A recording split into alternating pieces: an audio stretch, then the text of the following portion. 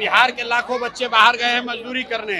सरकार को मालूम है कि वो वापस आएंगे तो एनडीए के खिलाफ वोट करेंगे, इसीलिए उनका नाम काटने का प्रयास हो रहा है। चुनाव आयोग को नागरिकता तय करने का कोई अधिकार नहीं है। प्रशांत किशोर जामवंत हैं और जनता हनुमान है।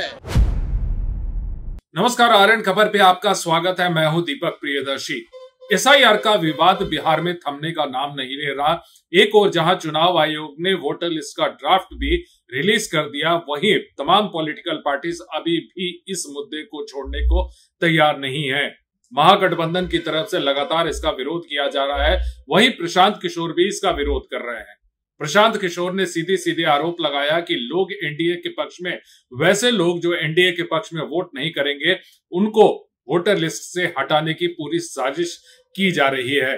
देखिए, प्रशांत किशोर अपनी बिहार बदलाव यात्रा को लेकर आज बेगूसराय में थे और बेगूसराय में जब मीडिया से बात कर रहे थे तो उन्होंने आज अपने आप को रामायण काल के एक किरदार से भी जोड़ दिया। क्या कह रहे हैं प्रशांत किशोर एसआईआर के मुद्दे पे और भी मुद्दों पे उन्होंने बहुत कुछ कहा, सुनिए। हम लोग पिछले कई हफ्ते से बोल रहे हैं कि चुनाव आयोग सत्तारूढ़ दल भाजपा और एनडीए के सहयोगी दलों के साथ मिलकर बिहार के उन लोगों का नाम वोटर लिस्ट से काटने की कोशिश कर रहा है जिसको समाज में हम लोग वंचित, गरीब या प्रवासी जानते हैं।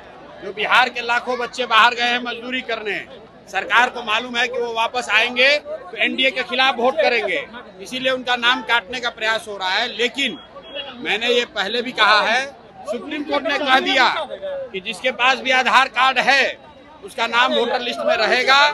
चुनाव आयोग को नागरिकता तय करने का कोई अधिकार नहीं है। और अंतिम बात, अगर 2-4 लोगों का नाम कट भी गया तो याद रखिए, अगर 100 में 95 आदमी का भी नाम वोटर लिस्ट में है तो वो 95 लोग ही भारतीय जनता पार्टी और नीतीश कुमार को हटाने के लिए काफी हैं। इनको कोई नहीं बचा सकता, इनको हटना ही है। आपकी बढ़ती लोग 50,000 वोट में जीत जाएंगे। 50,000 वोट में आप कौन? 50,000 आपकी बढ़ती लोकप्रियता को लेकर आपके सभा को परमिशन। अरे भैया, सभा को परमिशन की जरूरत नहीं है। लोगों को किस परमिशन की जरूरत है? ये हमारी लोकप्रियता नहीं है, ये लोगों की ताकत है। प्रशांत किशोर जामवंत हैं और जनता हनुमान है। अपनी ताकत भूल गई थी। आप देख रहे हैं कि जन स्वराज आया तो 400 रुपया का पेंशन जो 20 वरिष्ठ से नहीं बढ़ रहा था वो बढ़ के 1100 हो गया। आशा दीदी लोग का मानदेय बढ़ गया, रसोईया का वेतन डबल हो गया और डोमिसाइल लागू करने जा रहे हैं।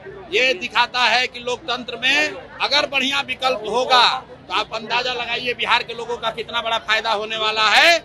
इसलिए नीतीश कुमार चाहे कुछ भी कर ले, अब उनका जान बचने वाला नहीं है। जनता बिल्कुल तैयार बैठी है नया विकल्प बनाने के लिए। अमित शाह डोमिसाइल नीति पर आपने कहा था कि 100% सीटों पर चाहिए। अरे भैया, 85% सीटों पर बिहार सरकार। डोमिसाइल जो है वो सिर्फ टीआरई 4 के लिए बोला है, अभी सबके लिए नहीं बोले हैं।